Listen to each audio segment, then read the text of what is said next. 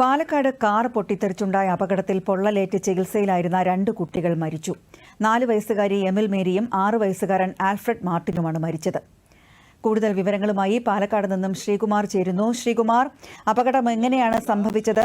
ആശുപത്രിയിൽ ചികിത്സയിലുള്ളവരുടെ ഇപ്പോഴത്തെ സ്ഥിതി എന്താണ്? എറണാകുളത്തെ സ്വകാര്യ ആശുപത്രിയിൽ ചികിത്സയിലായിരുന്ന 2 കുട്ടികൾ മരിച്ചു. 6 വയസ്സുകാരനായ ആൽഫ്രഡ് മാർട്ടിനും 4 വയസ്സുകാരിയായ എമിൽ മേരിയുമാണ് മരണപ്പെട്ടത്. ഇവരുടെ അമ്മയായ എൽസിയും 10 വയസ്സുകാരിയായ സഹോദരിയും ഗുരുതരാവസ്ഥയിൽ ആശുപത്രിയിൽ തുടരുകയാണ്. ചിറ്റൂർ പുൽപ്പള്ളിയിൽ ഇന്നലെ വൈകുന്നേരം 5-നായിരുന്നു ദുരന്തം ഉണ്ടായത്. സ്വകാര്യ ആശുപത്രിയിലെ നഴ്സായ എൽസി ജോലി കഴിഞ്ഞ് കാറിൽ വീട്ടിലെത്തിയ ശേഷം 3 മക്കളുമായി പുറത്തു പോകുന്നതിനായി കാർ സ്റ്റാർട്ട് ചെയ്യുകയായിരുന്നു. അപ്പോഴാണ് കാർ പൊട്ടിത്തെറിച്ചത്. ഇവരെ രക്ഷപ്പെടുത്താനുള്ള ശ്രമത്തിൽ ഇവരുടെ മുത്തശ്ശിയും പൊള്ളലേറ്റിട്ടുണ്ട്. ഇവരെ പാലക്കാട്ടെ സ്വകാര്യ ആശുപത്രിയിൽ പ്രവേശിപ്പിച്ചിരിക്കുകയാണ്. എമിലിയുടെ ഭർത്താവ് മാർട്ടിൻ 1.5 മാസം മുമ്പാണ് മരിച്ചത്.